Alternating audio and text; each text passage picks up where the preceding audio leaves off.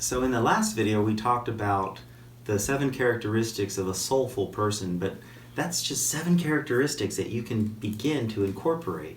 Now we're going to talk about the 7 characteristics of the spirited person, because every human being has a soul and a spirit, and the key is to begin to awaken the power from within you versus the ego's power that is always outside of itself. It's trying to obtain and to get and to intimidate and to bully.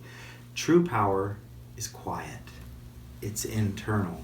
It's not loud with a lot of bravado. It's a state of being powerful.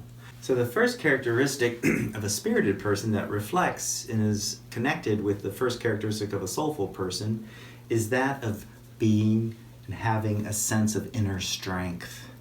See, power is feminine, strength is masculine, soul is feminine, spirit is masculine. So power, when you own your power and you take action upon that power, it becomes a strength. An inner strength is the first characteristic of a spirited person. A spirited person has a sense of strength. They have the strength of character to do the right thing because it is the right thing. You know, strength isn't always about muscle. It's a strength of character that I'm talking about of a spirited person. And character is having a sense of human dignity.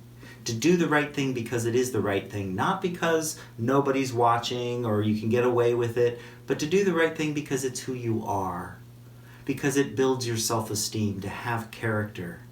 You know, a lot of people can develop principles, and principles are ideals that people hold. There's lots of ministers and preachers and pastors and rabbis that have lots of high, lofty principles, but they lack character, because character is the frequency in which you apply your principles.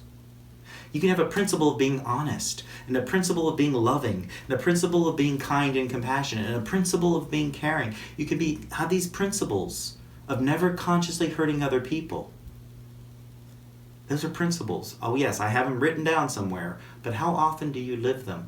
A person of character has the inner strength of spirit to apply their principles in the daily living of their lives. And they do it all the time. They don't do it for other people. They do it for themselves. They do it because they know that we're all connected and that how you function and how you act in life matters.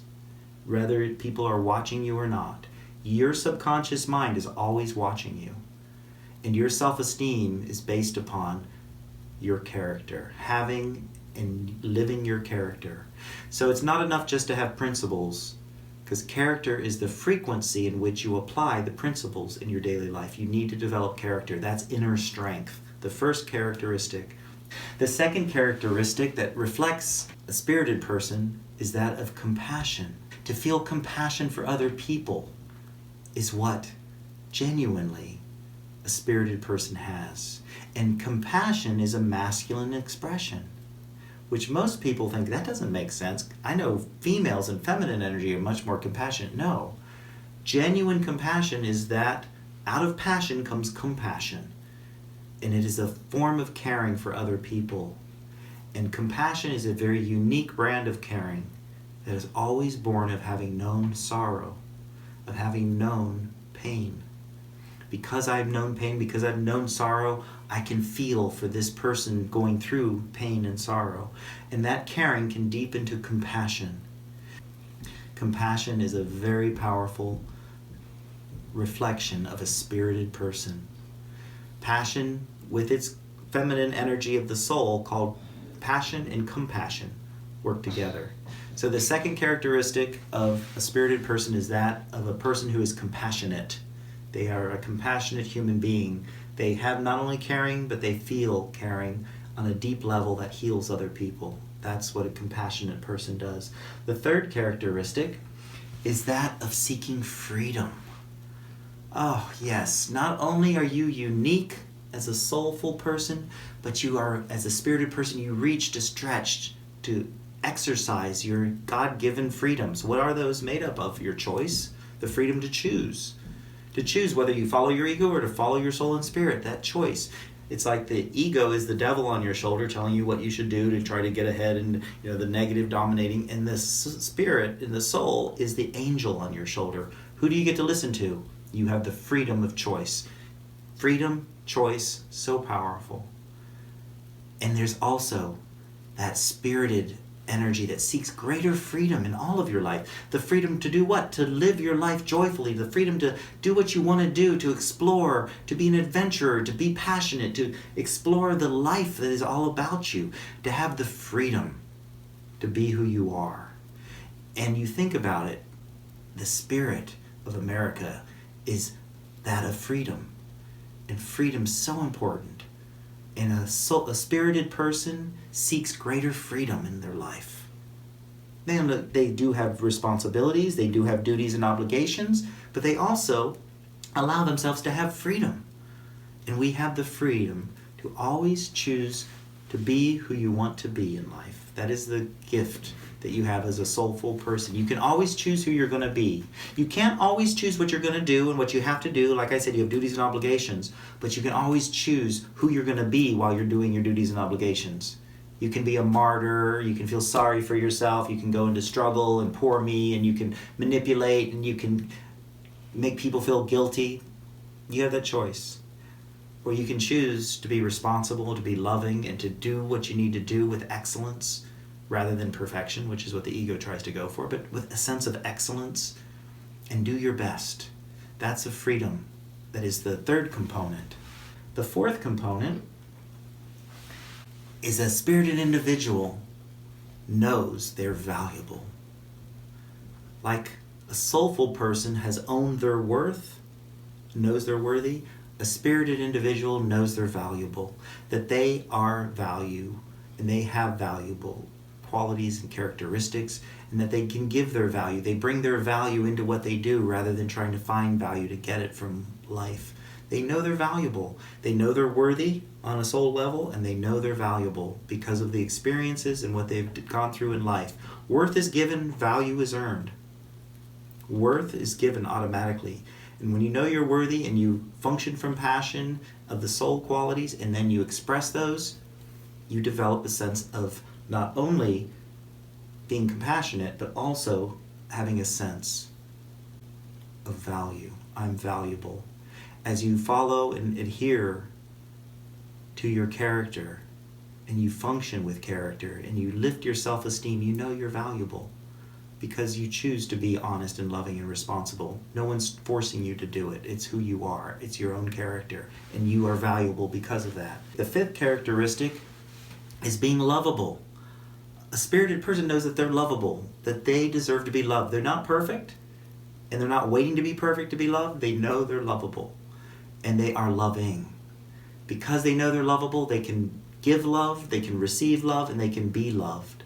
And they are lovable and loving. That's a spirited person. They give love freely to people.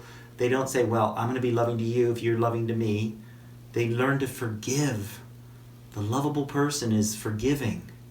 So important. Again, forgiveness is not an ego quality. The ego doesn't know how to forgive. The soul and spirit does.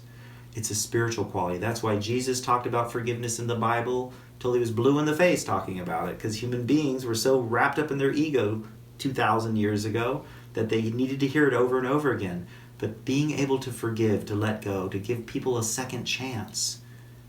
We've all need to learn to forgive ourselves.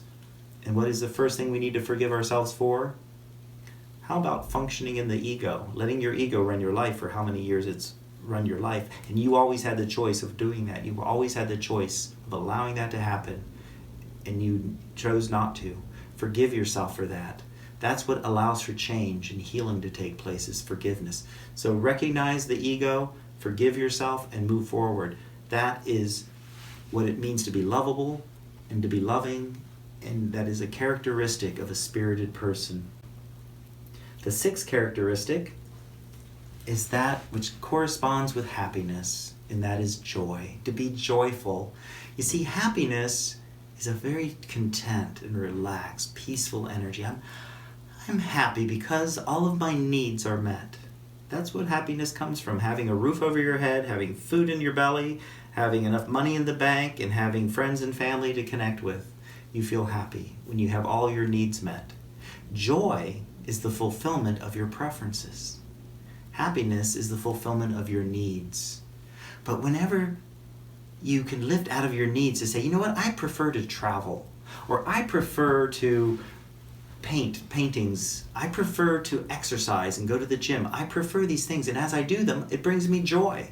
I don't need to go to the gym. I don't need to travel. I can live in the same home, in the same town, and never leave it for the rest of my life. But it's a preference, and when you fulfill your preferences, you get joyful, you get alive, you come alive and you bubble. You are a dynamic energy, a masculine energy of joy, where the feminine energy of happiness. Happiness and joy can work together. Soul and spirit working together. And here is an interesting thing to think about.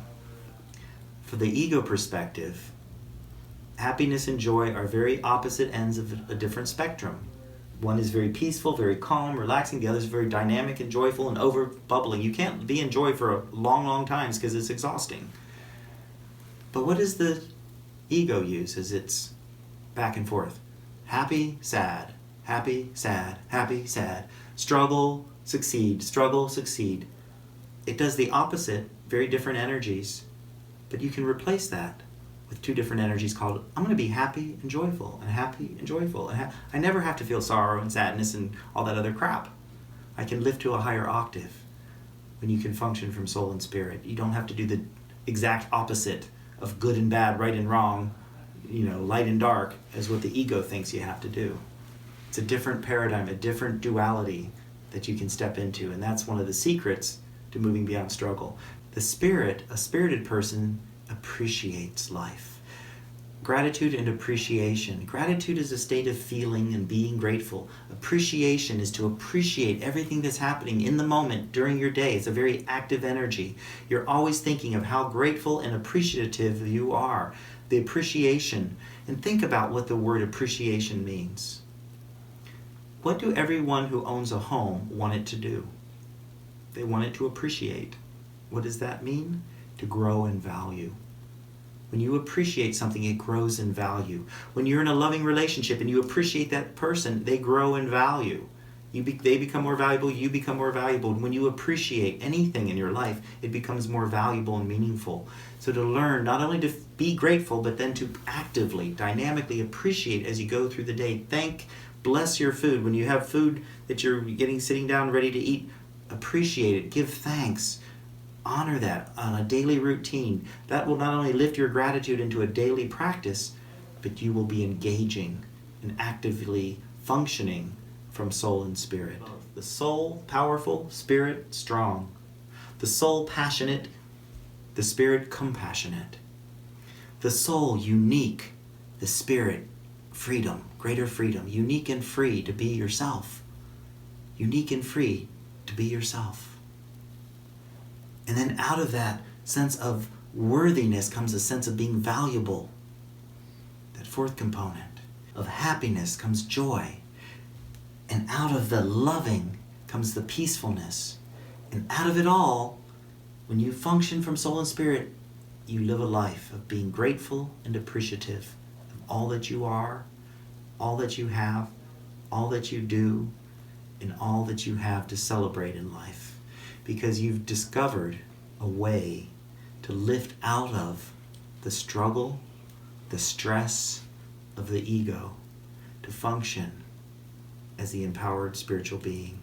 Now hear this, you will always have an ego.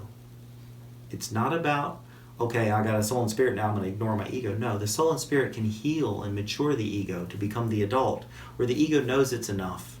And it recognizes, yeah, I know my weaknesses, I know my manipulations, I know how I can control, I know how I can be less than kind, but I choose not to. Why? Because I have character, I have value, I have worth. I don't need to compete with other people. Now, understand, competition is a beautiful experience in the proper way it was meant to be. Competition in our world is silent competition, where you're always competing and never feeling good enough. But true competition, from the Greek mythology of the word compete, means to come together, and they did this in the original Olympics, to come together for what? To petition, to draw out each other's strengths, to draw out each other's power. The first component of soul and spirit. Competition was to to come together to draw out and to enhance your strength, to enhance your power. That's what it means to compete in sports. You come together to play and practice with each other. Why? To compete so that you can both become more strong and more powerful. Not so that I can beat you and win you and be the top of the mountain and put you down so I'm the winner and you're the loser. That's not competition. The true meaning of the word.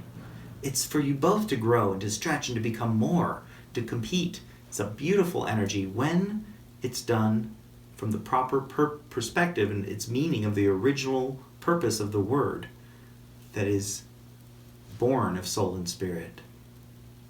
And those are the 7 characteristics of spirit that reflect the expression of soul. And when you can bring them together, there is a synergy of magic that happens where you become not only powerful and strong, but you become whole and you feel one with the divine above. You feel one with not only soul and spirit, but with Goddess and God and all that is in life. And that becomes the 7th step of the empowered self, when you become self-realized. And then you can direct your impact in the world to heal and to bring light and to bring hope and to bring joy and to bring laughter into a world so desperate to have those qualities and characteristics.